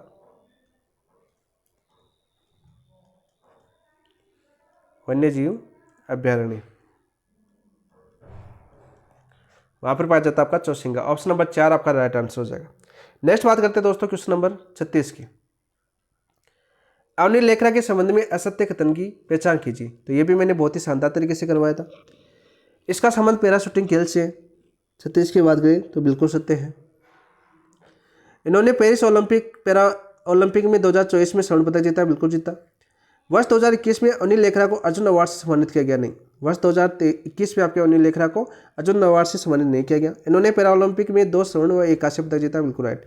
तो ऑप्शन नंबर कौन सा असत्य है आपका, ऑप्शन नंबर 3 आपका असत्य है। तो 36 में राइट आंसर हो जाएगा आपका ऑप्शन नंबर 3। अनिल लेखरा को अभी तक अर्जुन पुरस्कार नहीं मिला है, ठीक है, मिला ही नहीं, मिला ही नहीं, ठीक है, याद कर लेना साथ साथ। ऑप्शन नंबर 3, अभी तो 3 पुरस्कार मिले इनको। एक तो कौन सा आपका the best female debut, major Dhyanchand Khel Ratna award, इसके अलावा आपका पद्मश्री, ठीक है, 2022 में मिला था पद्मश्री। खेल एवं खिलाड़ियों की आपकी क्लास बनाई हुई है, आपकी मुख्य खेल व खिलाड़ी प्लेलिस्ट में आपको क्लास मिल जाएगी, आपको प्लेलिस्ट में। और बहुत ही शानदार तरीके से एक एक खिलाड़ी के बारे में शानदार तरीके से आपको समझा गया है, वो भी MCQ के माध्यम से। तो वहाँ पर आप एनालिसिस कर सकते हैं दोबारा। 37 की बात करते हैं दोस्तों, ये भी क्वेश्चन वहीं पर करवाया था मैंने, बहुत ही अच्छा और मैंने मोस्ट इंपॉर्टेंट लगाया था क्वेश्चन। मैंने बोला था ये क्वेश्चन पूछा जा चुका आपका। कर्नाटक में आयोजित 77वीं सीनियर राष्ट्रीय तैराकी प्रतियोगिता में 1 स्वर्ण तथा 1 कांस्य पदक जीतने वाले राजस्थान के एकमात्र खिलाड़ी कौन है। पवन कुमार, युग चेलानी, मोनिका जाट या सूरजबान मीणा। 37 का राइट आंसर क्या जाएगा आपका, ऑप्शन नंबर 2 आपके युग चेलानी। नेक्स्ट बात करते हैं दोस्तों क्वेश्चन नंबर 38। राजस्थान के निम्नलिखित मुख्य सचिवों को कालानुक्रमिक रूप से व्यवस्थित कीजिए, पहले से बाद। तो देखो उषा शर्मा बात करते हैं, आपकी उषा शर्मा अभी वर्तमान में थी आपके जस्ट आपके सुधांशु पंत से पहले, ठीक है, सुधांशु पंथ से पहले। तो सबसे लास्ट में क्या आएगा आपका, डी आएगा। तो देखो ये वाला ऑप्शन कट जाएगा आपका, ठीक है। इससे पहले आपके देखो मोहन मुखर्जी समिति वगैरह आपने देखी थी, मैंने सारी चीज़ें आपको बताई थी जब आपका मुख्य सचिव करवाया था मैंने। तो मैंने बताया था कि कौन आएंगे आपके, इससे पहले थे जो आपके भगत सिंह मेहता आपके पहले थे राजस्थान के अंदर के, राजस्थान के अंदर के, ठीक है। पहले कौन थे, भगत सिंह मेहता। तो पहले बी आएगा। तो देखो आप देखो इसमें भी आ रहा है कि नहीं आ रहा, इसमें भी आ रहा है कि नहीं आ रहा, ये गणशील। तो ऑप्शन नंबर 2 ही बचा आपका। तो राइट आंसर क्या हो जाएगा आपका, ऑप्शन नंबर 2 आपका राइट आंसर हो जाएगा, ठीक है दोस्तों। इस प्रकार से ऑप्शन काटोगे मुख्य सचिवों का, तभी कर सकते हो, वरना अभी 45 हो चुके आपके। तो 45 के 45 व्यक्तियों की नाम याद करना बहुत मुश्किल होता है, ठीक है दोस्तों। नेक्स्ट बात करते हैं क्वेश्चन नंबर 39। देखो सुधा माता मंदिर के बारे में बात करें, कहाँ पर आपका, जालौर के अंदर है, ठीक है। कहाँ पर आपके, जालौर के अंदर है, बीनमाल जालौर के अंदर आपका। निम्नलिखित में पूछा गया, यह मंदिर बालोतरा जिले की सुंदा पर्वत पर स्थित है, बिल्कुल गलत। पहला क्या हो जाएगा आपका, इसमें गलत हो जाएगा। यह राजस्थान का पहला रोपवे स्थापित किया गया था, बिल्कुल सत्य है। तो ए गलत है और बी सही है, ऑप्शन नंबर 2 आपका राइट आंसर। नेक्स्ट 40, असम्मिलित युगम की बात करते हैं। देखो ऋषभ देव मंदिर धुले में है, बिल्कुल राइट। श्यामलेस मंदिर आपका मंडपिया चित्तौड़गढ़ के अंदर है, बिल्कुल राइट। द्वारकाधीश जी काकरोट में है, बिल्कुल राइट। गौतमेश्वर महादेव मंदिर आपके गलियाकोट डूंगरपुर के अंदर है, बताओ भाई 40 में, तो नहीं। तो राइट आंसर क्या हो जाएगा आपका, ऑप्शन नंबर 4, ठीक है। गलियाकोट डूंगरपुर में गौतमेश्वर महादेव मंदिर नहीं है। निम्नलिखित में से कौन सा शहर राजस्थान का स्कॉटलैंड के नाम से प्रसिद्ध है, सिरोही, अजमेर, अलवर, धौलपुर। तो 41 में राइट आंसर क्या हो जाएगा दोस्त आपका, अलवर। किस नाम से प्रसिद्ध, आपका स्कॉटलैंड के नाम से प्रसिद्ध है, ऑप्शन नंबर 3 आपका राइट आंसर। नेक्स्ट बात करते हैं क्वेश्चन नंबर 42। तिजारा जैन मंदिर निम्नलिखित में किस तीर्थकर को समर्पित है। तिजारा आपके जो अलवर के अंदर पड़ता है, किस तीर्थकर को समर्पित है, आदिनाथ को, महावीर स्वामी को, पार्श्वनाथ को या चंद्र प्रभु को। तो 42 में राइट आंसर क्या हो जाएगा आपका, चंद्र प्रभु को, ऑप्शन नंबर 4 आपका राइट आंसर हो जाएगा। नेक्स्ट बात करते हैं दोस्तों क्वेश्चन नंबर 43 की। गलताजी, देखो गलताजी कहाँ पर आपका, जयपुर के अंदर। गलता पीठ कहाँ पर आपकी, जयपुर के अंदर। पहली लाइन दे रखी है आपकी, धार्मिक स्थल अलवर में स्थित है, बिल्कुल नहीं। कौन से जिले में आपकी, जयपुर के अंदर। तो पहला आपका राइट आंसर हो जाएगा 43 का, कौन सा हो जाएगा आपका, पहला राइट आंसर हो जाएगा। दीवान कृपाराम द्वारा निर्मित सूर्य मंदिर है, बिल्कुल राइट।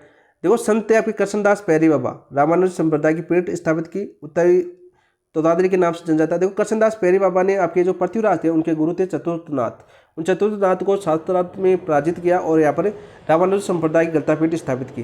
कृष्णदास पैरी बाबा के एक शिष्य थे, कौन, इनके शिष्य थे अगरदास जी। कौन थे, अगरदास, जिन्होंने आपके रेवासा पीठ की स्थापना की।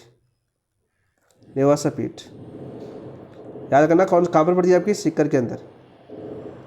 रसिक संप्रदाय की स्थापना की थी इन्होंने। कौन से संप्रदाय की, रसिक संप्रदाय की। ये क्वेश्चन भी पूछा जाता है बार बार। तो ऑप्शन नंबर 1 आपका राइट आंसर। 44 की बात करते हैं दोस्तों। निम्नलिखित में से किस स्थान पर कृषि अनुसंधान सब स्टेशन स्थित नहीं है। जो आपकी कृषि अनुसंधान सब स्टेशन कहाँ पर स्थित नहीं है, समदड़ी पाली के अंदर। 44 की बात करें तो बिल्कुल है। वल्लभनगर उदयपुर के अंदर है। कोडमदेसर बीकानेर के अंदर नहीं है। तबीजी अजमेर के अंदर है। तो ऑप्शन नंबर 3 आपका राइट आंसर हो जाएगा। 44 का क्या हो जाएगा, ऑप्शन नंबर 3 आपका राइट आंसर। 45 की बात करते हैं। निम्नलिखित में से किसी की सलाह पर 1 अक्टूबर 1959 को मरुस्थलीय वनारोपण तथा एवं मृदा संरक्षण केंद्र का नाम बदलकर केंद्रीय शुष्क क्षेत्र अनुसंधान संस्थान कर दिया गया। कहाँ पर आपके, यह केंद्रीय शुष्क अनुसंधान केंद्र, बताओ भाई कहाँ स्थित है, कमेंट के अंदर बताना। आपको कमेंट में बताना, क्योंकि मैंने बहुत ही इंपॉर्टेंट लगा के, मोस्ट इंपॉर्टेंट लगा के मैंने ये क्वेश्चन बताया था आपको कि बार बार पूछा जाता है। Doctor CHS Krishnan, doctor MS Swaminathan, doctor GW कार्यकर। तो 45 का राइट आंसर क्या हो जाएगा आपका, ऑप्शन नंबर 1 आपका राइट आंसर हो जाएगा। नेक्स्ट बात करते हैं क्वेश्चन नंबर 46। निम्नलिखित में से कौन सा अनुसंधान केंद्र बीकानेर में स्थित नहीं है। बीकानेर की बात करें, इंपॉर्टेंट है आपका। राष्ट्रीय उच्च अनुसंधान केंद्र कहाँ पर आपका, बीकानेर के अंदर है, बिल्कुल राइट। सिरेमिक विद्युत अनुसंधान एवं विकास केंद्र, ये भी कहाँ पर आपका, बीकानेर के अंदर है, राइट आंसर। केंद्रीय शुष्क बागवानी संस्थान बीकानेर के अंदर है, बिल्कुल राइट। भैंस प्रजनन एवं अनुसंधान केंद्र कहाँ पर आपकी, वल्लभनगर चित्तौड़गढ़, वल्लभनगर उदयपुर,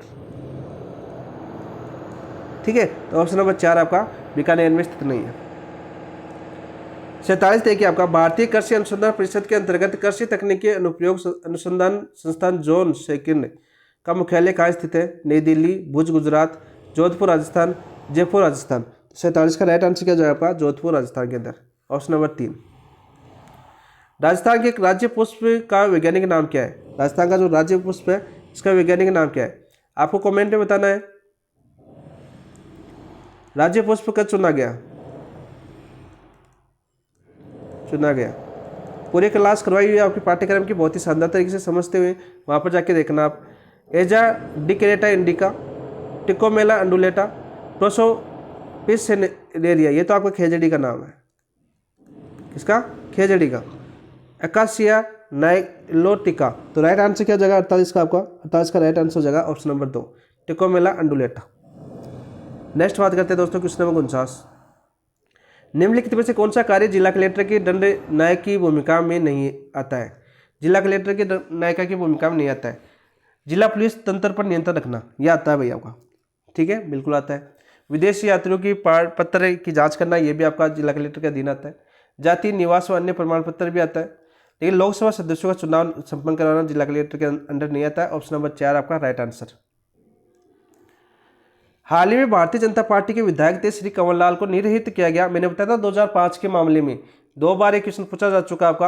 अंता के विधायक थे आपके, ठीक है, कहाँ के? अंता 12 के अंदर, अंता 12 के विधायक थे आपके कंवर लाल मीणा, जिनको आपके लोकसभा क्षेत्र जो विधायक थे उनको निरहित कर दिया गया, यानी अब विधायक नहीं रहे। इनकी बात करते वासुदेव देवनानी विधानसभा अध्यक्ष है, उनके द्वारा इसको हटा दिया गया। किस मामले में? 2005 के मामले में थे आपके जो चुनाव आयुक्त थे, उसमें चुनाव के जो रिटर्निंग ऑफिसर थे उन पर इन्होंने बंदूक तान दी थी उस आरोप के अंदर, 2025 के अंदर। 2005 का मामला था वो। नेक्स्ट बात करते हैं क्वेश्चन नंबर 51 की सॉरी। निम्नलिखित में से किस अनुच्छेद के अनुसार मंत्रिपरिषद का प्रधान मुख्यमंत्री होता है? तो देखो, राज्यपाल की सलाह और सहायता के लिए एक मंत्रिपरिषद होगी जिसका मुखिया कौन होगा? आपका मुख्यमंत्री होगा। वो कौन से अनुच्छेद के अंदर? आपके ऑप्शन नंबर 2 आपका राइट आंसर है, अनुच्छेद 163 के अंदर। अनुच्छेद 164 में जो मंत्रिपरिषद है सामूहिक रूप से उत्तरदायी होगी विधानसभा के प्रति।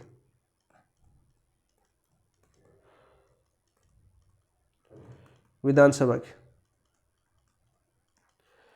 165 में क्या हो गया? महाधिवक्ता,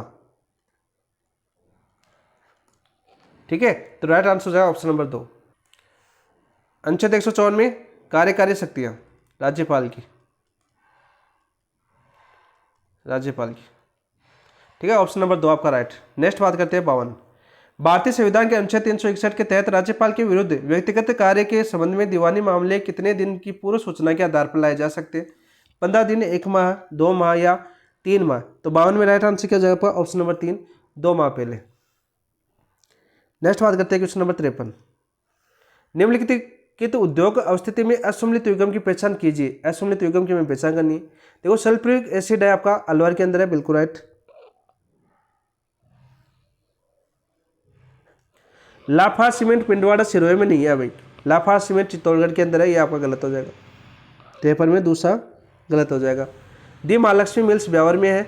Saint Gobain glass factory Bhiwadi खेतर तिजारा में आती है आपकी वर्तमान में। तो ऑप्शन नंबर 2 आपका राइट आंसर हो जाएगा क्वेश्चन नंबर 53 के अंदर। क्वेश्चन नंबर 54 की बात करते हैं दोस्तों। DMIC के प्रथम चरण में किस निम्न में से कौन सा नोड निवेश क्षेत्र में विकसित किया जा रहा है? आपका Kushkheda Bhiwadi Neemrana node. Option number 1 आपका राइट आंसर हो जाएगा 54 के अंदर, ठीक है। 2 निवेश क्षेत्र है और 3 औद्योगिक क्षेत्र है, ठीक है। 55 की बात करते हैं। सूची फर्स्ट को सूची सेकंड से सम्मिलित कीजिए। देखो, रिको द्वारा स्थापित नए औद्योगिक क्षेत्र संबंधित जिला। मालकीतूस की बात करें दोस्तों, उदयपुर के अंदर, तो पहला 4 में, तो इसमें 2 और 4 काट दो, ठीक है। उमरिया कौन से जिले के अंदर है? उमरिया की बात करें दोस्तों, झालावाड़ के अंदर। दूसरा 1 के अंदर, तो यहाँ पर 3 दे रखा है, ये कैंसिल। ऑप्शन नंबर 3 आपका राइट आंसर। नाडोल कहाँ पर पड़ता है? पाली के अंदर। तो 1 भी आ रहा था ना आपको, तो भी कर सकते थे। धर्मपुरा बाड़मेर के अंदर, ठीक है। तो ऑप्शन नंबर 4 आपका राइट आंसर हो जाएगा। 56 की बात करते हैं, संतान केवल माता पिता से नहीं अपितु अपने सभी पूर्वजों से गुणों को प्राप्त करती है। इस विचार देने वाले मनोवैज्ञानिक कौन थे? Weizmann, Galton, Lamarck, Harrison. 56 का राइट आंसर क्या हो जाएगा दोस्तों? Option number 2 Galton. नेक्स्ट बात करते हैं क्वेश्चन नंबर 57। निम्नलिखित में से कौन सा लक्षण सामान्यतः ऑटिज्म स्पेक्ट्रम डिसऑर्डर ASD से जुड़ा हुआ है? सामाजिक सहभागिता और संचार में कठिनाई, बहुत अधिक सामाजिक मेलजोल की इच्छा, अत्यधिक कल्पनाशील खेल में रुचि, ध्यान और एकाग्रता की कोई समस्या नहीं। 57 राइट आंसर हो जाएगा ऑप्शन नंबर 1 सामाजिक सहभागिता और संचार में कठिनाई। राजेश पढ़ाई के में औसत है लेकिन बहुत अनुशासित और जिम्मेदार है। वह हर कार्य समय पर करता है और सहभागियों के साथ सहयोग करता है। गार्डन अल्पोर्ट के अनुसार किस प्रकार का गुण है? केंद्रीय गुण, गौण गुण, प्रधान गुण या नकारात्मक गुण? तो 58 का राइट आंसर क्या हो जाएगा दोस्तों? 58 का राइट आंसर हो जाएगा केंद्रीय गुण। एसिलेशन दे रखा आपका, खतन दे रखा आपका। प्रश्नावली के माध्यम से व्यक्तित्व को मापा जा सकता है। प्रश्नावली के माध्यम से व्यक्तित्व को मापा जा सकता है, बिल्कुल सही बात है। प्रश्नावली में दिए गए उत्तर प्राय हमेशा सत्य होते हैं? नहीं। तो आर गलत है, ए सही है, आर गलत है। तो ऑप्शन नंबर 3 आपका राइट। 60 की बात करते हैं। हीरो, धीमा, प्रेस आदि व्यक्तित्व मापन के पक्षों का प्रयोग किस विधि में होता है? क्षय दबाव, विषयात्मबोध, वाक्य पूर्ति या समाजविधि? तो 60 का राइट आंसर क्या हो जाएगा दोस्तों? Option number 2 विषयात्मबोध। ठीक है। गेलेन ने किस मनोवैज्ञानिक की वर्गीकरण विधि को आगे बढ़ाया? कार्ल जंग, हिपोक्रेटस, शेल्डन या फ्राइड? तो राइट आंसर क्या हो जाएगा 61 का? ऑप्शन नंबर 2 हिपोक्रेटस के जो वर्गीकरण था उसको आगे बढ़ाया। गेने के अनुसार अधिगम का सर्वोच्च स्तर कौन सा? 7 बताए थे आपके। तो सबसे ऊंचा कौन सा था? समस्या समाधान। ऑप्शन नंबर 2 आपका राइट आंसर हो जाएगा क्वेश्चन नंबर 62 का। 63 की बात करते हैं दोस्तों। निम्न में से संज्ञानवादी अधिगम से संबंधित विचारक नहीं है। संज्ञानवादी कौन से नहीं है आपके? बोर्नर, टोलमैन, लेविन या हल? 63 का राइट आंसर क्या हो जाएगा आपका? हल। व्यवहारवादी थे क्या? स्तंभ में एक युक्ति दे रखी है, उदाहरण दे रखे। दमन, दमन मतलब बुरी आदतों को भूल जाना, बुरी आदतों को भूल जाना या 3 में? पहला 3 में, तो पहला 3 1 में है, तो ऑप्शन नंबर 1 आपका राइट आंसर हो जाएगा। प्रक्षेपण 2 का 2 में हो जाएगा। ठीक है। 3 की बात करें युक्तिकरण, असफलता के का दोष प्रश्न पत्र को देना। प्रतिस्थापन, गुस्सा किसी और पर निकालना। ऑप्शन नंबर 1 आपका राइट। कक्षा में एक छात्र परीक्षा में असफल होने पर कहता है कि पेपर बहुत कठिन था इसलिए मैं पास नहीं हो पाया। 65 का राइट आंसर क्या हो जाएगा दोस्तों? Option number 3 युक्तिकरण। देखो जो क्वेश्चन आपका क्वेश्चन नंबर 64 कर रहा है ना आपका युक्तिकरण, असफलता का दोष पेपर पर प्रश्न पत्र को देना, तो ये क्वेश्चन आपका 65वां गलत नहीं होना चाहिए भाई। 64वां क्वेश्चन जिसको आ रहा है उसको 65वां क्वेश्चन भी गलत नहीं होगा। निम्नलिखित में से कौन सा कथन अधिगम के बारे में सही है? अधिगम के बारे में कौन सा कथन सही है? परिपक्वता द्वारा व्यवहार में परिवर्तन की अधिगम कहलाता है। अधिगम व्यवहार में अपेक्षाकृत अस्थायी परिवर्तन होता है। अधिगम एक उत्पाद है न कि प्रक्रिया। अधिगम से तात्पर्य उन परिवर्तनों से हैं जो अभ्यास एवं अनुभव के फलस्वरूप होते हैं। तो 66 का राइट आंसर क्या हो जाएगा दोस्तों? ऑप्शन नंबर 4 आपका राइट आंसर हो जाएगा। अधिगम से तात्पर्य उन परिवर्तनों से हैं जो अभ्यास और अनुभव के फलस्वरूप प्राप्त होते हैं। 67 की बात करते हैं। कीर्ति हमेशा बैडमिंटन खेलने में उत्साह महसूस करती है और चुनौतियों का सामना करती है। वह एक टूर्नामेंट में भाग ले रही थी किंतु जैसे ही उसने खेलना शुरू किया उसके बाएं पैर में ऐंठन होने लगी, लेकिन दर्द और परेशानी के बावजूद वह खेल खत्म करने में कामयाब रही और जीत गई। उनके पास किस प्रकार की अभिप्रेरणा थी? द्वितीयक, आंतरिक, बाह्य, अर्जित? तो 67 का राइट आंसर क्या हो जाएगा दोस्तों? अर्जित, सॉरी आंतरिक। ऑप्शन नंबर 2 आपका राइट आंसर हो जाएगा। एक अर्जित अभिप्रेरणा जिससे प्रेरित होकर बालक अपने कार्य को इस ढंग से करता है कि उसे अधिक से अधिक सफलता मिल सके कहलाती है। अनुमोदन अभिप्रेरणा, सत्ता अभिप्रेरणा, संबंधन अभिप्रेरणा या उपलब्धि अभिप्रेरणा? तो 68 का राइट आंसर क्या हो जाएगा दोस्तों? 68 का राइट आंसर हो जाएगा आपका ऑप्शन नंबर 4 उपलब्धि अभिप्रेरणा। वह अभिप्रेरक शक्ति जो हमारे ध्यान को आकर्षित कर उसे किसी वस्तु या उद्दीपक या कार्य विशेष के संपादन में बराबर बनाए रखकर हमें वांछित उद्देश्य की पूर्ति हमेशा सहयोग प्रदान करती है कहलाती है। आदत, आत्म प्रत्यय, रुचि या अभिवृत्ति? 69 का राइट आंसर क्या हो जाएगा दोस्तों? ऑप्शन नंबर 3 आपका राइट आंसर हो जाएगा रुचि। रुचि होगी तभी तो हम उस विषय को अच्छे से आकर्षित होगी, हम उसको अच्छी तरह से देख पाएंगे।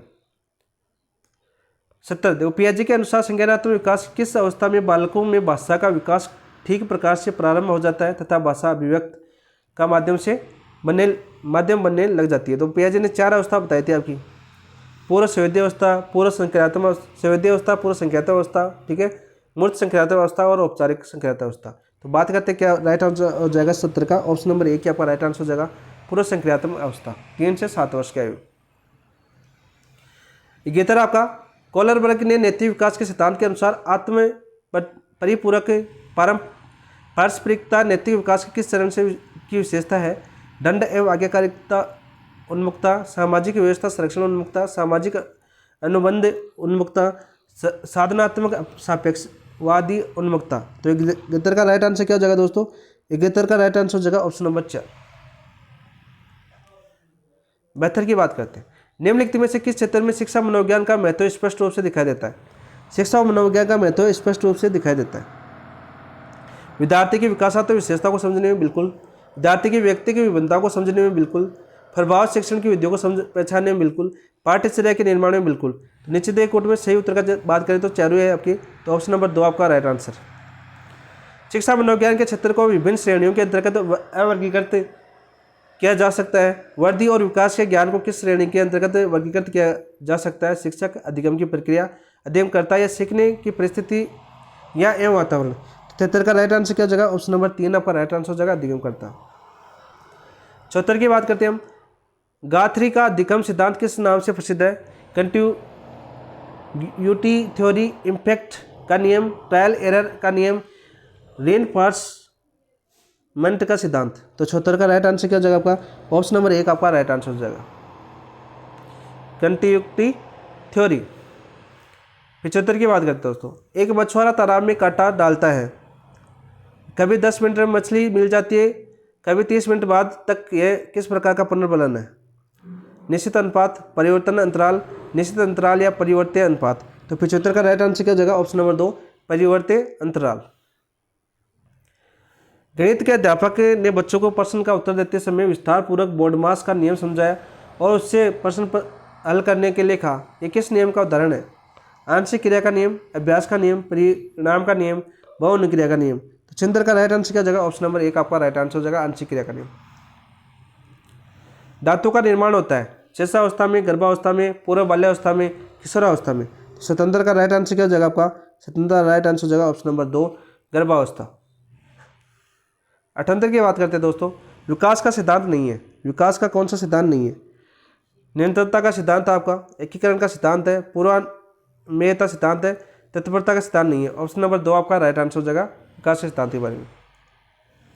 निम्नलिखित में से कौन सा संवेग की विशेषता नहीं है? संवेग की विशेषता नहीं है। संवेग तात्कालिक और क्षणिक होते हैं। संवेग क्या होते हैं आपके? तात्कालिक और क्षणिक होते हैं, बिल्कुल है। संवेग शारीरिक परिवर्तनों से जुड़े होते हैं, जैसे धड़कन तेज होना, पसीना आना, बिल्कुल है। संवेग अनुभव और व्यवहार दोनों को प्रभावित करते हैं। संवेग हमेशा तर्क संगत एवं स्थिर होते हैं, नहीं। ऑप्शन नंबर 4 आपका असत्य कथन हो जाएगा, विशेषता नहीं है आपकी संवेग की। कथन दे रखा, पावलों के प्रयोग में घंटी को बार बार भोजन से जोड़ने पर कुत्ता केवल घंटी की आवाज पर लात टपकाने लगा। तो बिल्कुल सत्य बात है, क्योंकि भोजन यूएस और घंटी सीएस के बार बार सहयोग से यूसीआर सीआर बन गई, बिल्कुल राइट। तो ए आर दोनों सही है, आर एक की सही व्याख्या कर रहा है। ऑप्शन नंबर 1 आपका राइट आंसर हो जाएगा। इनमें से रचना कौन सा युग्म असुमेलित नहीं है? कीर्तार बावनी दूसरा अड्डा की है, बिल्कुल सत्य है। गुगाजीरा रसावला राजस्थान बिट्ठू की नहीं है। वीर मायण है आपकी बादर डाडी की है। नाग दमन सायाजी की है, पूरी की पूरी करवाई हुई मैंने। भाषाएं साहित्यों की आपकी अलग से क्लास ली मैंने सिलेबस की, और आपको पूरा का पूरा आपको यहाँ पर विश्लेषण करवाया। ऑप्शन नंबर 2 आपका राइट आंसर। इनमें से कौन हाड़ौती अंचल के प्रसिद्ध गीतकार के रूप में विख्यात है? हाड़ौती अंचल, गजानन वर्मा, कल्याण सिंह राजावत, रघुराज सिंह हाड़ा, शंकरदान सामोर। तो 82 का राइट आंसर क्या हो जाएगा? ऑप्शन नंबर 3 आपका राइट आंसर हो जाएगा। 83 की बात करते हैं दोस्तों, निम्नलिखित में से ख्यात साहित्य का स्वरूप है। ख्यात साहित्य का स्वरूप कौन सा आपका? काव्यात्मक, गद्यात्मक, ऐतिहासिक, विवरण, भक्ति प्रधान, नीति प्रधान। तो तुम्हें के ऐतिहासिक विवरण है वो ख्यात साहित्य, ऑप्शन नंबर 2 आपका राइट आंसर। निम्न में से मेवाती बोल की उपबोली है, बहुत ही भाषा साहित्य की आपकी बहुत ही शानदार बोलियां करवाई। ये मैंने पहली क्लास आपकी राजावाटी, तोरावाटी, अहिरवाटी या सोंदवाड़ी, अहिरवाटी। 84 का राइट आंसर क्या जगह आपका, ऑप्शन नंबर 3 अहिरवाटी, कोटपुतली बेरोड। 76 की बात करें तो नेक्स्ट बात करते हैं दोस्तों, 2 से 7 जुलाई 2025 को तक चीन में आयोजित एशिया कप वुशु प्रतियोगिता राजस्थान किस खिलाड़ी ने 75 किग्रा वर्ग में रजत पदक जीता? जानवी मेहरा ने, नितिका बंसल ने, अश्विनी बिश्नोई ने या महेश शर्मा ने? तो 85 का राइट आंसर क्या जगह दोस्तों, ऑप्शन नंबर 4 आपका राइट आंसर हो जाएगा महेश शर्मा। 86 की बात करते हैं, राजस्थानी भाषा के लिए साहित्य अकादमी युवा पुरस्कार 2025 किसे प्रदान किया है? पूनम चंद को द्वारा, ऑप्शन नंबर 1 आपका राइट आंसर हो जाएगा। बगीलाल पाटीदार को बाल साहित्य पुरस्कार।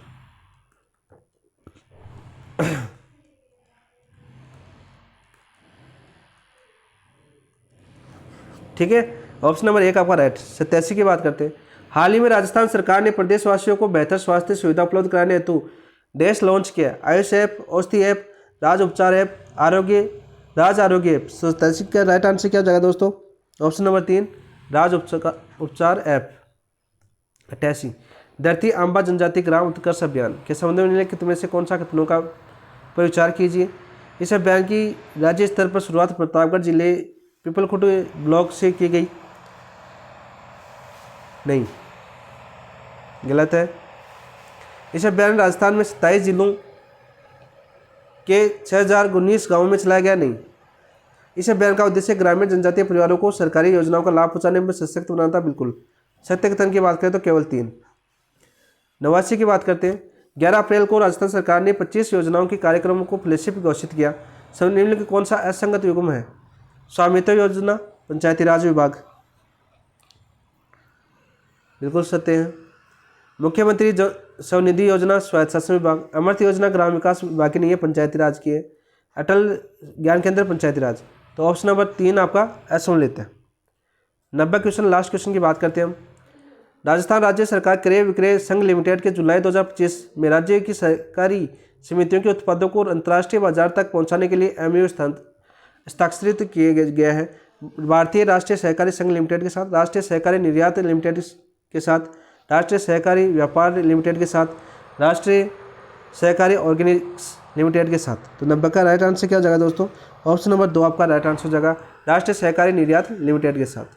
ये थे आपके आज के 90 क्वेश्चन, बहुत ही अच्छे लेवल के क्वेश्चन थे, बहुत ही शानदार तरीके से। सबसे पहले बात करते हैं, सारे के सारे क्वेश्चन हम पहले कर चुके हैं, सारे के सारे पहले कर चुके थे जब हमने पाठ्यक्रम के एमसीक्यू किए थे। किसके पाठ्यक्रम के एमसीक्यू किए थे, वही क्वेश्चन सारे के सारे पूछे जा चुके हैं यहाँ पर। ठीक है, इसके अलावा बाहर एक भी क्वेश्चन नहीं था। करंट की बात करें तो करंट के सारे करंट अफेयर्स के क्वेश्चन पे हमने दोबारा करवा दिए थे, दोबारा करवाए थे मैंने सारे के सारे करंट अफेयर्स, और दोबारा वही से आपको क्वेश्चन पूछे गए। क्लास कैसे लिए कमेंट के अंदर जरूर बताना दोस्तों, और अपने दोस्तों के साथ शेयर भी करना। जिन दोस्तों ने चैनल को सब्सक्राइब नहीं किया है, चैनल को सब्सक्राइब कर लेना। आगे मिलते हैं नेक्स्ट माइनर टेस्ट 5 के साथ। माइनर टेस्ट 5 का बात करें हम तो 5 की जगह हम पाठ्यक्रम का एनालिसिस करें एमसीक्यू के माध्यम से, आप सभी ज्वाइन कर सकते हो। ठीक है, एमसीक्यू के माध्यम से शुरुआत कर चुके हैं आपके मार्च माह का करंट अफेयर्स, शुरुआत कर चुके हैं आपकी। फिर भाषा साहित्य के आएंगे और आपके बुकलेट नंबर 5 करेंगे। सारे के सारे एमसीक्यू संडे से पहले सारे कंप्लीट आपको करवाते चलेंगे। ठीक है दोस्तों, इसके साथ क्लास स्टार्ट करते हैं। थैंक यू, धन्यवाद, जय हिंद दोस्तों।